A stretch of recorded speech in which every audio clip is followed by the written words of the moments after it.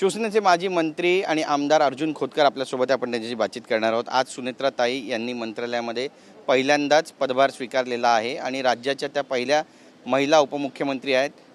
तुमच्या काय भावना आहेत आणि कशा पद्धतीनं तुम्ही पाहता की भविष्यामध्ये अजितदादांची जागा ते चालवतील? 100% नेतृत्वाचे गुण त्यांच्याकडे आहेत आणि ते वारंवार सिद्धही झालेले आहे। आणि जी व्यक्ती दादासारख्या व्यक्तिमत्वाच्या हाताखाली तयार झाली, त्यांना फार काही शिकावं लागेल असं मला वाटत नाही।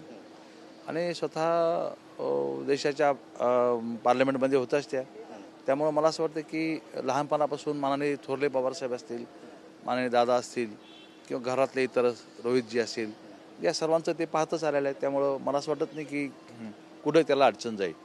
नक्कीच बीडच्या सुद्धा त्या पालकमंत्री आहेत, तुम्ही सुद्धा मराठवाड्याचे नेते आहात। तिथली नेमकी परिस्थिती काय आहे आणि काय नेमकं त्या ठिकाणी व्हायला हवं? कारण कायदा सुव्यवस्थेचा प्रश्न नेहमीच ऐरणीवर असतो।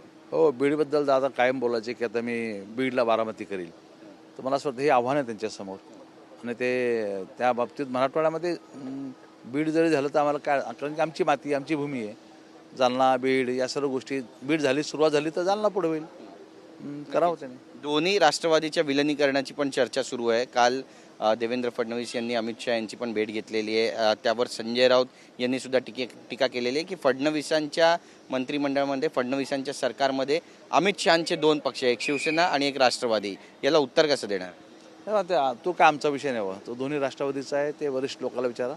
माझ्या अखत्यारीतला काय विषय नाही तो, किंवा मला त्यातलं काही ज्ञान नाही। पण शिवसेनेला थेट अमित शहांचं पक्ष म्हणणं हे कितपत योग्य वाटतं तुम्हाला? नाही, आता बघा, कोणी घेत नाही गांभीर्याने त्यांच्या सर्व उत्तराला किंवा त्यांच्या आक्षेपाला, त्यामुळे आपणही गांभीर्याने घेऊ नये। नक्की, पण दोन्ही राष्ट्रवादीचं जर विलिनीकरण झालं तर त्याचं स्वागत केलं जाईल?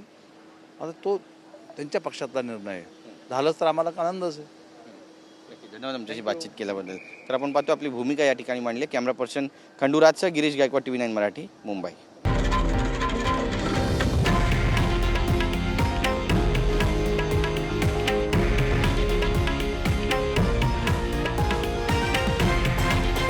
हे आहे देशातील नंबर 1 न्यूज नेटवर्क आणि आपण पाहत आहात TV9 मराठी, एकमेव।